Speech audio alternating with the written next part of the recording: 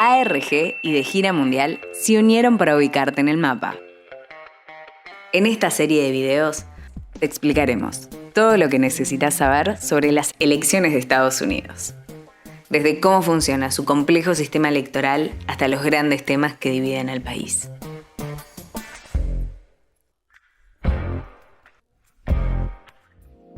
Los estados pendulares son los que definen las elecciones de Estados Unidos.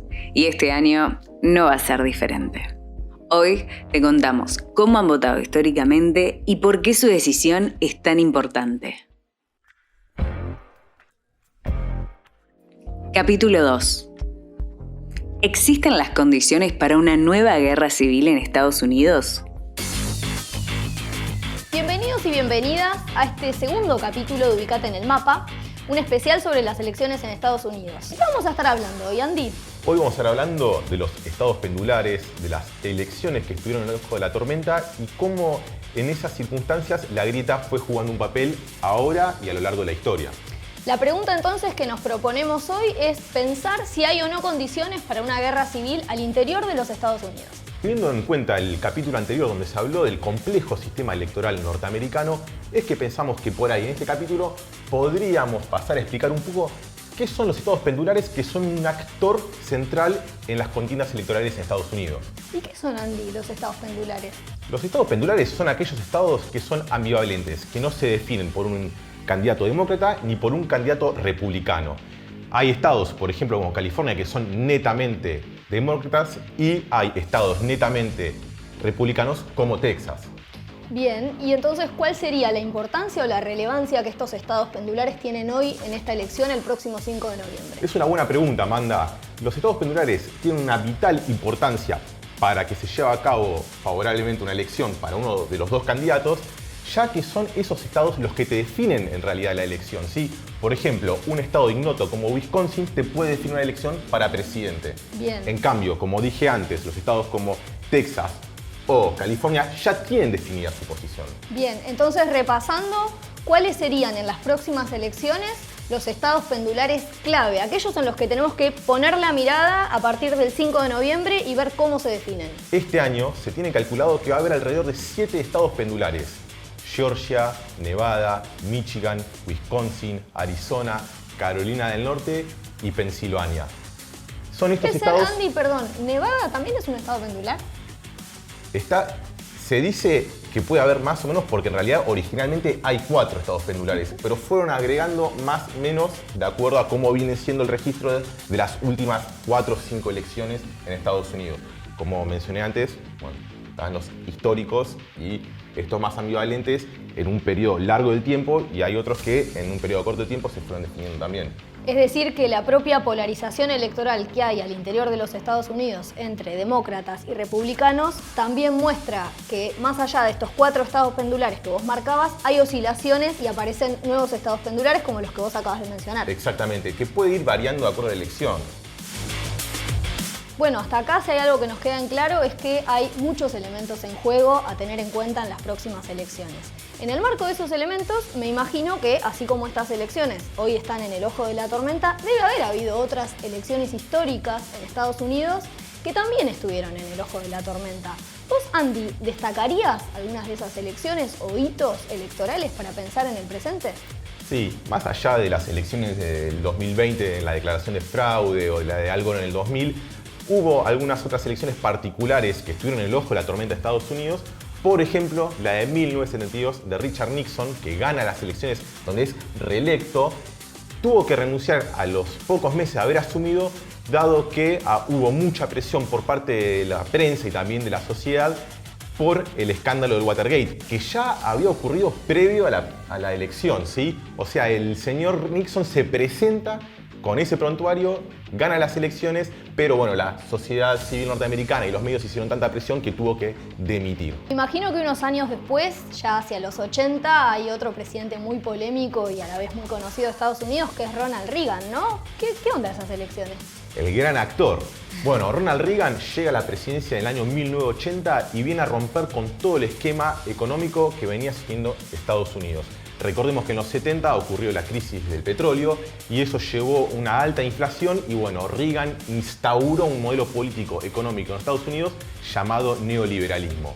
A partir de ese momento comenzó una gran reestructuración del Estado que fue llevando a distintas situaciones que terminaron, si podemos decirlo de alguna manera, en la crisis financiera del 2008, ¿sí? Que acá también lo atamos con esta otra gran elección histórica del 2008 en la que Barack Obama es elegido presidente de Estados Unidos. Perdón, Andy, una elección un resultado electoral que generó y despertó muchísimas expectativas. ¿Te acordás cuando ganó Obama? Hubo muchas expectativas justamente porque había sido el primer presidente elegido de afrodescendientes, ¿sí? Con todo lo que esto conlleva en cuanto a lo que son los derechos civiles en Estados Unidos, esa lucha histórica que tienen, y despertó mucha expectativa. Hay que reconocer que asumió en el medio de una crisis financiera muy grande, cuando fue la crisis de los subprime, en donde muchos bancos entraron en quiebra, pero al mismo tiempo también hay que rescatar que Obama intentó de alguna manera generar políticas sociales, como por ejemplo fue Medicare. ¿De qué se trataba el Medicare? El Medicare trataba sobre un programa estatal que asistía de forma sanitaria a las personas que no podían acceder a un seguro médico. Ya sabemos que en Estados Unidos son privados esos seguros médicos y son carísimos. Que es una de las cuestiones que hoy está en juego o en cuestión o que al menos se mencionó en el debate electoral ante la posibilidad de que Trump gane las elecciones. ¿Qué va a pasar con el Medicare entre un conjunto de derechos que se espera que se continúen en la nueva administración? Exactamente, ahí podemos notar la grieta, siempre apuntando contra este tipo de políticas sociales que sabemos que dividen, ¿no? Opiniones. Bien, hemos repasado algunos de los hitos que hicieron que las elecciones estén en el ojo de la tormenta a nivel mundial. Siempre Estados Unidos está con los ojos puestos en lo que pasa, pero particularmente en las próximas elecciones también tenemos una mirada sobre cómo la polarización electoral nos lleva a pensar en una fractura más profunda que hay a nivel de la sociedad estadounidense. Y en ese marco podríamos pensar la toma del Capitolio como una expresión de esa fractura, de cómo esa fractura se llevó al extremo en una escena absolutamente violenta que quizás era impensada para Estados Unidos. Nunca había pasado.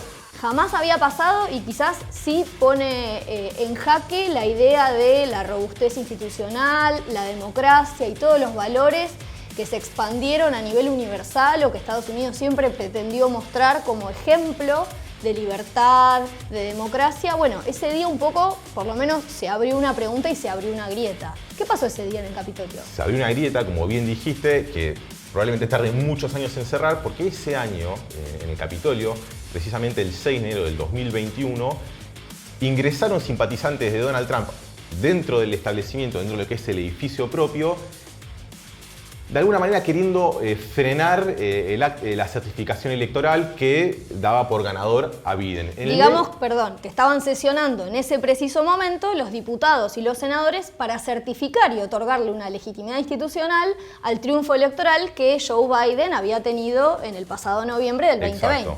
A través de redes sociales se organizaron, se metieron en el Capitolio, hubo heridos, hubo incluso muertos, tanto policías como manifestantes, y querían frenar físicamente este proceso del que estás hablando vos.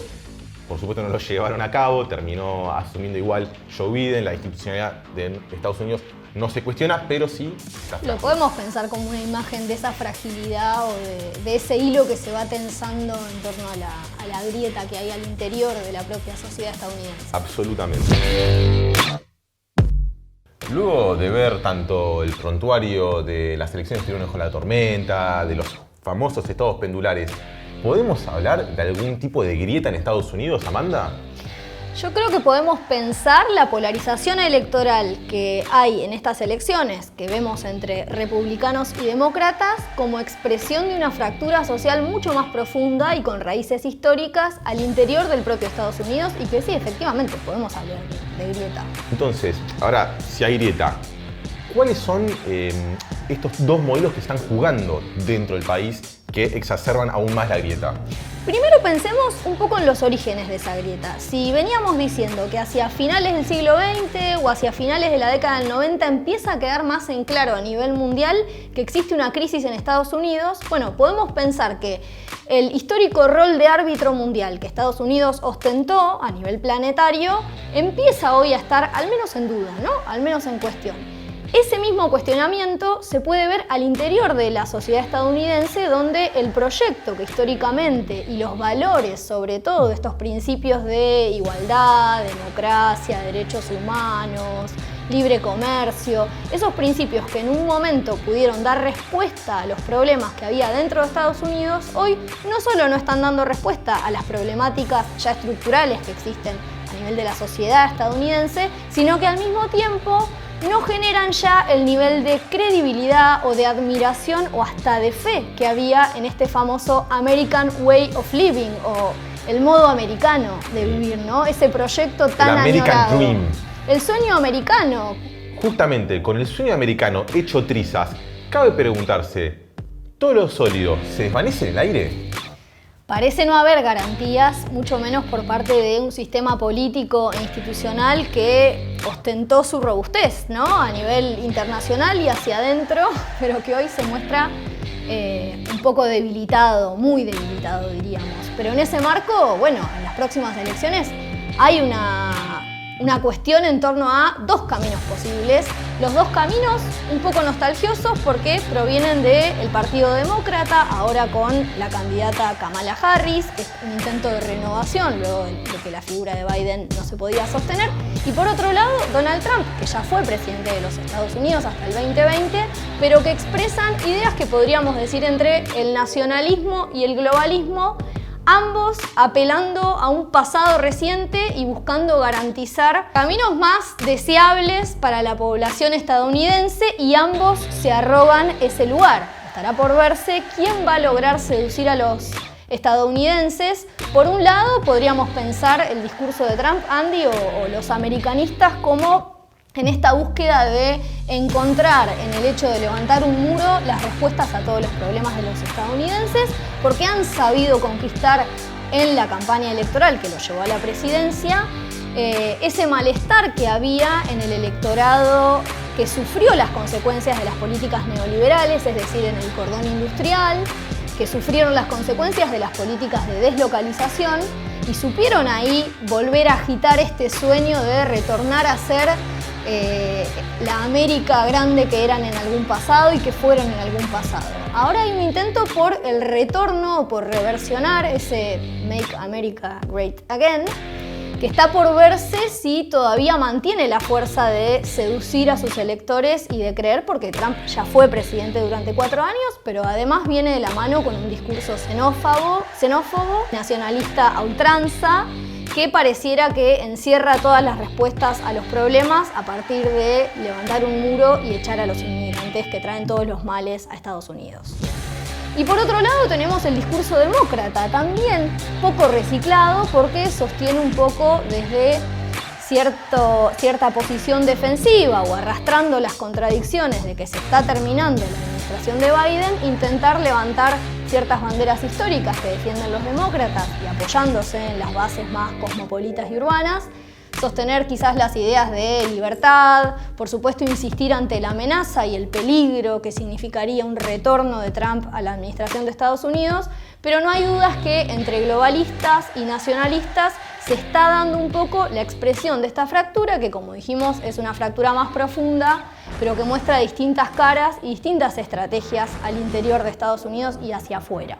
Estados Unidos tiene una tradición de violencia política y es por eso que trajimos en estas perlitas algunos de esos episodios violentos. En primer lugar, tenemos en el año 1865 el asesinato de Abraham Lincoln por parte de John Wilkes Booth, que era un fanático confederado que le disparó 2 veces al presidente Abraham Lincoln en un teatro en Washington, D.C. Otro de los magnicidios ocurrió en el año 1881 cuando Charles Guiteau, un escritor, le disparó también al entonces presidente de Estados Unidos, James Garfield, quien estuvo agonizando algunos días hasta morir en el hospital. El tercer magnicidio ocurrió en el año 1901 y fue llevado a cabo por un simpatizante anarquista llamado Leon Scholz, quien también con un arma le disparó 2 veces al que era en ese momento el presidente de Estados Unidos, William McKinley.